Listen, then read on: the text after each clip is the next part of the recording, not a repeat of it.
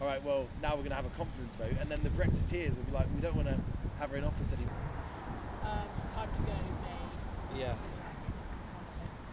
Ultimately, Theresa May's deal is going to still have to get through the House of Commons. And what we now know, and know for sure, is 117 Conservative MPs. That's about a third of her MPs in Parliament.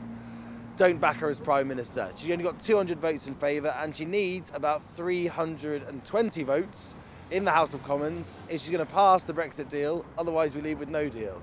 So those facts remain, and they've become clearer probably over the last sort of 24 hours. Now we know that 1/3 of her parliamentary party are against her.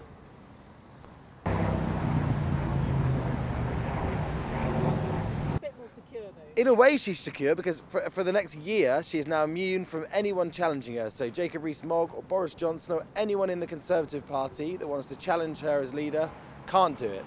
So in theory, she can now go to the rest of the House of Commons and say, how can we get a deal that everyone can support? How can we get a cross-party deal?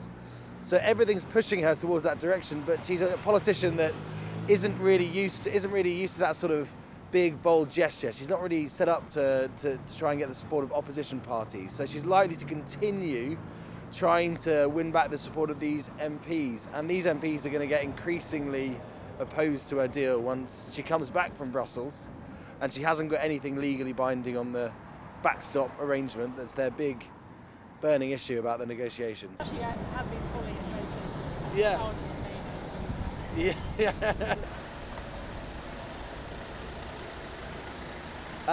The big hope is that she can get something from Brussels from the negotiations that she can bring back to these MPs. But given the chaos in Westminster, the sort of guarantees, the legal guarantees the EU are after have become more necessary than ever, people think, in Brussels, and particularly in Dublin, within Ireland and the Irish backstop. The idea that Theresa May will be able to get anything substantial from negotiations now is pretty unlikely. I think she's going to have to come back to the House of Commons, and nothing will have really changed very much.